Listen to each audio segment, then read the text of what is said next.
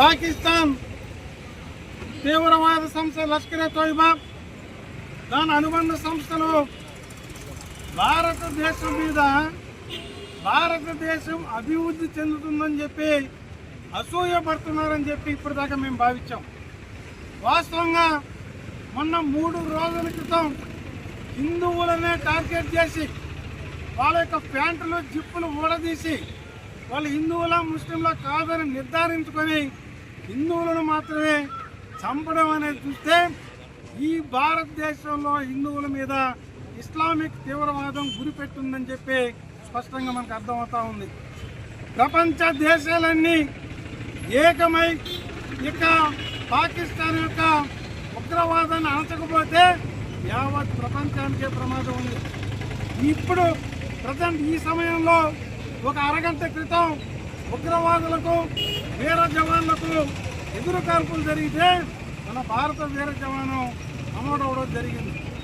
మన cricket coach గంభీర్ను చంపేస్తామని చెప్పి Pakistan ISIS సంస్థ హెచ్చరిక ఈరోజే జారీ చేసింది. హిందువులను టార్గెట్ చేసి ఈ విధంగా తీవ్రవాద సంస్థలు పనిచేస్తుంటే ప్రపంచ దేశాలన్నీ కూడా అవసరమైతే పాకిస్తాన్కి సహాయ నిరాకరణ చేసి ఆ దేశాన్ని కట్టడి చేయకపోయినట్టయితే ఈ యొక్క ప్రపంచాన్ని ఇస్లామిక్ రాజ్యాంగం మారడం కోసం మారణ హోమం చేయడానికైనా వాళ్ళు వెనకాడరు. అందుకోసంగా మేము ప్రత్యేకంగా విజ్ఞప్తి చేస్తున్నాం. మోడీ సర్కార్ కూడా మోడీ సర్కార్ ఇప్పటికే ఒక మంచి నిర్ణయం చేసింది.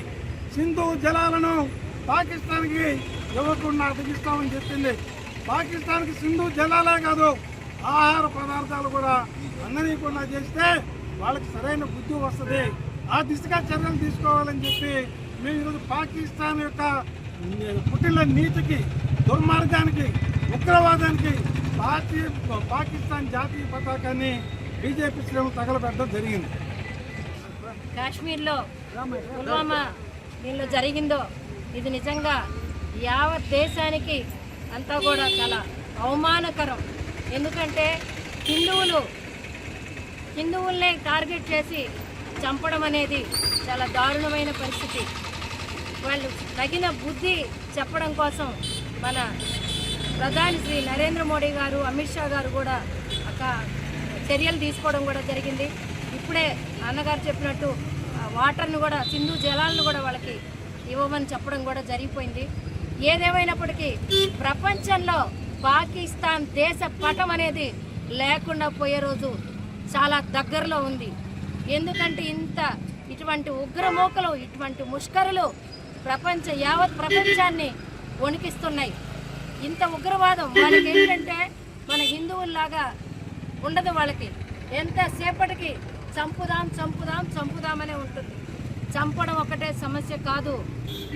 వీళ్ళకి దేశాన్నంతా ఆక్రమించుకొని ఏదో చేయాలన్న ఒక తహతహ ఉన్నది. అది జరగదని వాళ్ళకి గంటాపదంగా చెప్తున్నాం. ఒక్కొక్క నరేంద్ర మోడీ లాగా, ఒక ఝాన్సీ లక్ష్మీబాయి లాగా అందరం ఏకమై హిందువులారా ఏకమవ్వండి. ఏకమై ప్రతి ఒక్కళ్ళు కూడా ఈరోజు ప్రపంచంలో పాకిస్తాన్ దేశ పటం అనేది లేకుండా చేయాలని నేను మనవి చేసుకుంటున్నాను. జై హింద్. అయితే జమ్మూ కాశ్మీర్ ప్రాంతాల్లో పర్యాటక ప్రాంతమైనటువంటి పహల్గామ్లో ఉగ్రమూకల దాడి ఏదైతే ఉందో, భారతదేశంలో ఉన్నటువంటి అనేక ప్రాంతాల్లో పర్యాటక ప్రాంతంగా అయినటువంటి జమ్మూ కాశ్మీర్ పహల్గామ్లో ఉగ్రమూకల దాడిని భారతీయ జనతా పార్టీ తీవ్రంగా ఖండిస్తుంది. ఏదైతే 25 మందిని పొట్టన పెట్టుకున్నటువంటి ఉగ్రవాదులకి ఒకటే హెచ్చరిక చేస్తూ ఉన్నాం. భారతదేశంలో నేటి వరకు ఏదైతే జమ్మూ కాశ్మీర్ కోసం పోరాటం చేసినటువంటి భారతీయ జనతా పార్టీ కావచ్చు, భారత సైనికులు అయితే కావచ్చు, ఇది ఆ రాష్ట్రం యొక్క ప్రశాంతత కోసం పాటుపడినటువంటి ఈ సందర్భంలో ఈ విధంగా అల్లకల్లాలను సృష్టించే విధంగా 25 మంది యొక్క ప్రాణాలు పట్టణ పెట్టుకోవడాన్ని భారతీయ జనతా పార్టీ ఖండిస్తూ, ఏదైతే భారత ప్రభుత్వం నరేంద్ర మోడీ గారి సర్కారు తీసుకున్నటువంటి నిర్ణయం ఏదైతే ఉందో, సింధు జలాల ఒప్పందాన్ని పాకిస్తాన్కి సింధు జలాలు అందజేయకుండా చూసేటువంటి నిర్ణయాన్ని భారతీయ జనతా పార్టీ మూలాపేట శాఖ ఎంతో గొప్ప విషయంగా స్వాగతిస్తూ, ఇదే విధంగా చూసుకున్నట్లయితే భవిష్యత్తులో ఏదైనా దాడులు జరిపినట్లయితే వారందరిపైన కూడా కఠినమైనటువంటి చర్యలు తీసుకోవడానికి భారతీయ జనతా పార్టీ ఏ విషయంలో కూడా వెనకాడదని తీవ్రంగా హెచ్చరిస్తూ వారందరికీ కూడా ఘనమైనటువంటి నివాళులు అర్పిస్తూ వారందరి ఆత్మకు శాంతి చేకూరాలని ప్రార్థిస్తూ ఉన్నాం.